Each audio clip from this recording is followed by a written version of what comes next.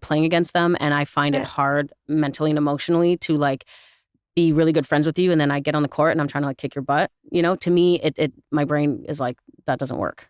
I get that. And I also think you only have so much, this is like to give, and you have to give 100% to the game. So to then make friends with someone is like almost giving up a little bit of your capacity. Well, and also if you get like in the dynamic of one wins, one loses, like you're about to go crush someone's dream. You can't be like, you can't like in a way feel so bad about that. Correct. Right? Exactly. That's what I always said. I don't want to look across the net and like feel almost like guilt or something because I'm playing my friend. And if I happen to be winning that day, then it's like, oh my God. Of course, I'm friendly with some of the girls and I'm Canadian. So like the Canadian girls or the Americans or the ones, a lot of them don't even speak English, first of all. So like the ones who speak English, I'm more friendly with. And then, it's like more like the Spanish and South Americans hang out and like the Eastern Europeans and the Russians hang out. So it's a little culty. It's a little bit like Mean Girls at school. But it sounds a little sorority-y. A little bit. Yeah.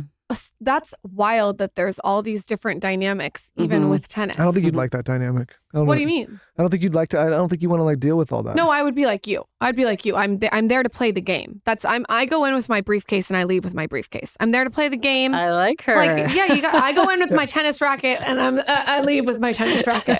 Like, I just think like you're there to do a job. Exactly. And can you like talk shit in the locker room? Be like, yo. No, why talk shit? That's going to waste your capacity, though. That's what I'm saying. You want to be indifferent. I would be indifferent. That's the way that I would describe it. Well, because like I think of someone like Arnold Schwarzenegger, and he wasn't like mean talking shit, but in his world of bodybuilding, he would like, people would be like, oh, I've been training really hard. He's like, I know you have, but so have I. And by the time you catch up, I'm like already still so far ahead. He would like fuck with people in their brain. It was like a mental thing for him too. This is a weird question, but are you reading books like Art of War and like things about opponents, or are you just primarily focused on the game of tennis? It's both. So we're obviously focused on the strategy, and like before I play a match, my coach will like have researched the girl and tell me, okay, this is generally what her strengths are, weaknesses, things like that. But I've read books that have just helped me mentally because for me, obviously you play an opponent, but I play my best when I focus on myself. And so sometimes it doesn't even matter who I'm playing. Like I just got to play my game and be in the right mindset. And for me, that's not focusing on winning. So it's really being in the moment and taking it. It's very cliche, but we say 1 point at a time in tennis. And that has helped me a lot. So a book I've read actually many times, sometimes I finish reading it and then I open it and start reading again, is The Power of Now. And it's just helped me like stay so much more present, because being worried about the outcome doesn't help you achieve the outcome more. It actually helps you achieve it less. What kind of traits mentally do you think an individual needs to have to compete at the level you compete at? And what I mean by that is, are there things that you recognize across the board in your competition and yourself that you think you need to have? And if you don't have it, you just should maybe think about doing something else?